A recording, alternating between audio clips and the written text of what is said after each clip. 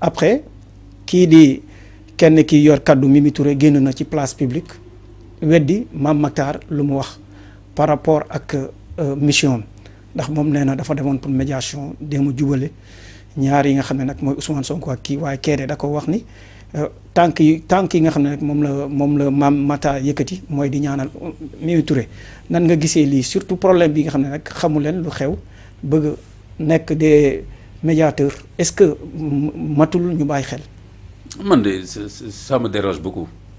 démarche bi nii ça me dérange comme ni nga ko waxee Mame Mactar Gueye sama grand frère la man ak moom partagé nañ ay causes yu bari ñëpp xam nañ ko même j'ai même pas beaucoup partagé de combat je peux dire directement ak Mame Mactar Gueye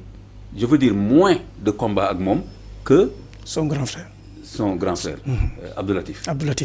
waaw Abdou Latif moom on a cheminé waaw les conférences de l'aéroport ak yeneen rencontre on a cheminé man ak moom ci cause yu bëree bëri voilà daanaka bi ko Abdoulaye Wade joxee Afrique aide l'Afrique boobu 3A yi yéen a ngi fàttaliku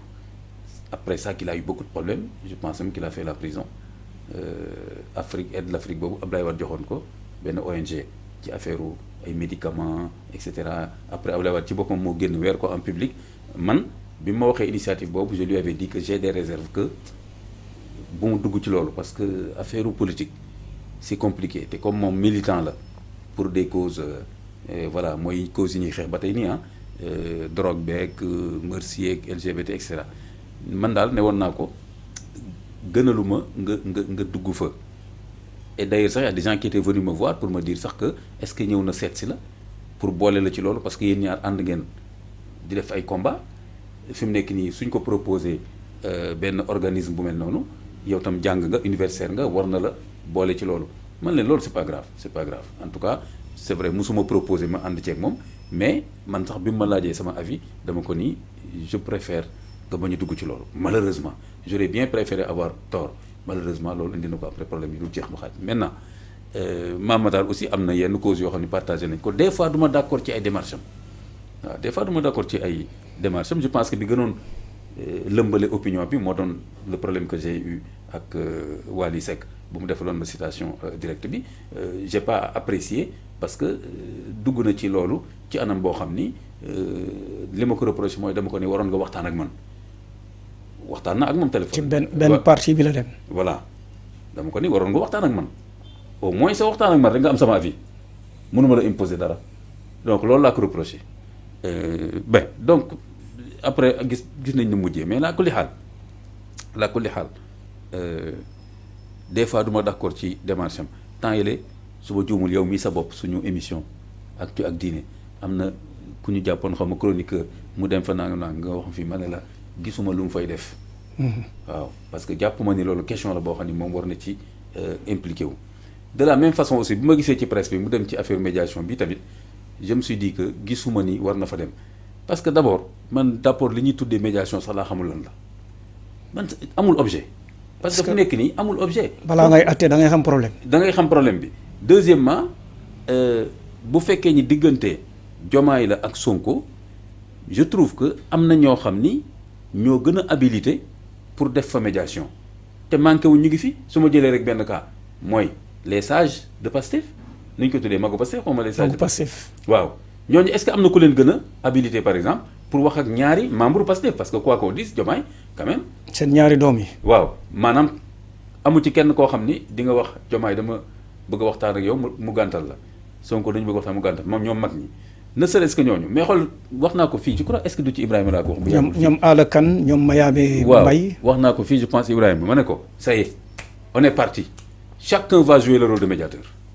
loolu Sénégalais moo ko bëgg lu ci bëri ngistal la ak wanewu mais du question efficacité man mi def naa médiation jusqu'au plus haut niveau de l'État def naa médiation ak ñoom professeur Guèye ñoom Moundiaye particulièrement bi ma ci gën a marqué mooy bi Ablaye Wade waxee dafay taal urne yi ci élection yooyu on est allé voir Wade je pense 2 fois Radisson xaw ma teeru on est allé voir Macky Sall une fois mu recevoir ñu après on est allé voir Boun Dionne qui était son premier ministre donc xam naa luy médiation mais en même temps je voyais les limites je m'explique parce que y a des gens par exemple qui disent oui Imam Kandé xam nañ ko dafa gaaw buddee lu mu dugg kii dem yoonam gaaw a gedd et cetera bon mooy li ma la wax rek balaa ngay wax da ngay xam lan ngay wax rek parce que ñiy wax loolu yëpp maanaam koo ci ne woon fii mës nga bokk ak Kanté benn association wala benn démarche ba gis mu buddee et cetera mu ne la non damaa dégg bon loolu nag moo tax loolu du ma déranger. ah bon maintenant léegi kon xam naa limitu médiation yooyu aussi am na ci ñoo xam ne des fois tam doo xam seen intention lan la parce que lañ fay wax ak lañ fay dugal di génne dootul affaire médiation bon fa laay tëj parenthèse bi donc affaire bii man je me suis dit que ñii naa dañuy def médiation à part ñi nga xam ne ñoo bokk ak ñoom langue politique bokk parti Pastef mën a def seen médiation seen biir gisuma keneen ku fay dem pour def médiation pourquoi je m'explique bu fekkee ni président Diomaye dafa ne dafa bëgg a mettre en place benn coalition politique autour de ma personne léegi Mimi Touré laa wax na ko diriger Mimi Touré commencé na di recevoir et cetera waa Pastef génn ne ñun suñu coalition mooy APTE foofu lañ teg suñu tànk et cetera léegi ku dem di def médiation maanaam moi je me pose vraiment la question boo demee ci Sonko wala dem ci Diomaye lan nga leen di wax da nga naan Diomaye bàyyil coalition bi bu la ne lu tax ma koy bàyyi nga ne ko waa pour jubóog Sonko mu ne la mais non jotewu ma ak moom dara mais dama am sama ambition politique looy wax nga dem ci Sonko ne ko dama bëgg nga jubóog Diomaye nga bàyyi APTE bi mu ne la lu tax ma koy bàyyi ñun am suñu parti am suñu coalition nga ne naa ko bàyyi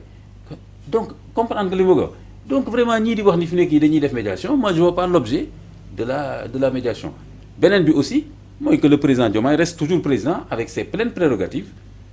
di doxal ànd ak xelam di doxal li mu war a doxal le premier ministre reste encore avec ses prérogatives de premier ministre di doxal li mu war a doxal même si on a de quelques problèmes des fois je sais pas congé bi jeex na jeexul conseil des ministres mais bon ba tey on reste quand même dans le format normal donc maintenant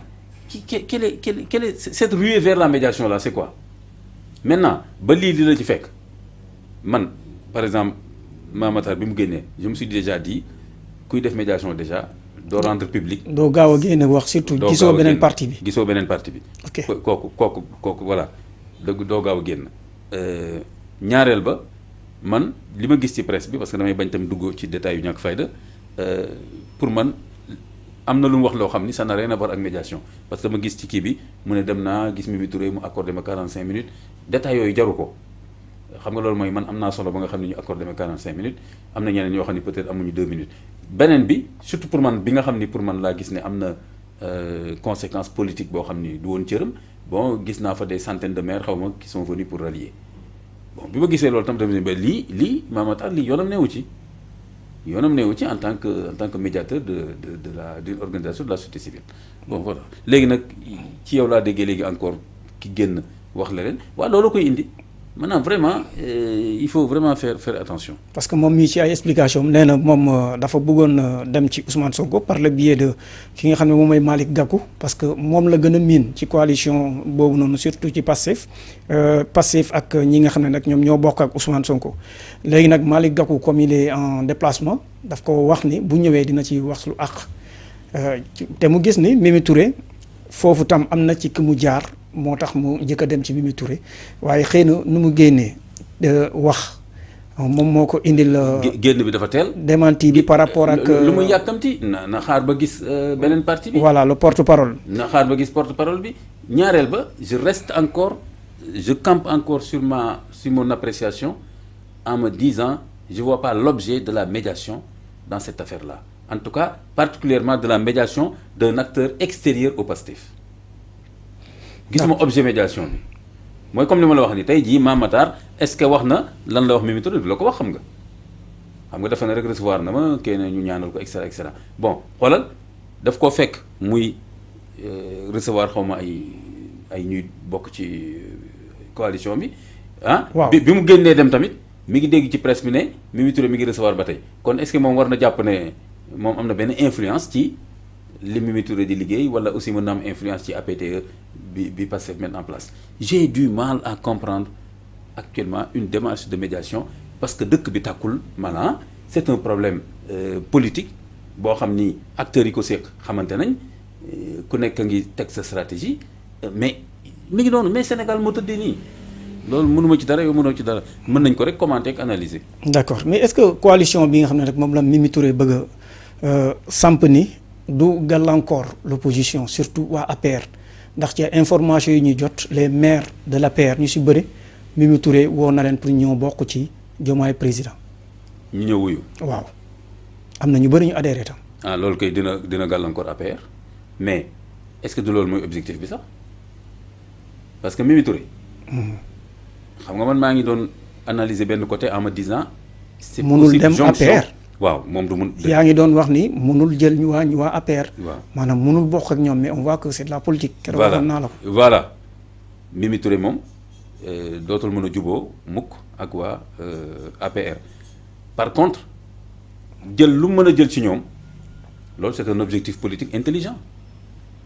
parce que justement maire yooyu dañ leen di soxla élection locale yaa ngi waaj a ñëw ah kon fi nekk ni Mimi Touré moom elle est en train de pêcher dans les militants de l'APR et sur xam nga parti politique aussi ni muy fonctionner en général ku nekk dafa am ñoo xam ne mën nga wax ne yaa leen fa indi xam nga parti politique dafa compliqué de du question ki nekk chef de parti bi moom membre yi wala militant yi et cetera da ngay gis koo xam ne tey par exemple moom moo propagande ay jeunes yenn famille yi ci koñ yi yenn mbokkam et cetera ak yenn gox-goxaat yi donc maire yooyu am na si ñoo xam ne xoolal ñoom Mimi Touré lañ mës a xam wala que en tout cas nangam bu leen woowee dañuy ñëw am na ñoo xam ni Mimi Touré da leen woo ñëw parce que seen lecture bi ñu def ci réellement mooy que APR dootul dellu si à la gouvernance du Sénégal ba ci kanam a kanam et que donc ñoom buñ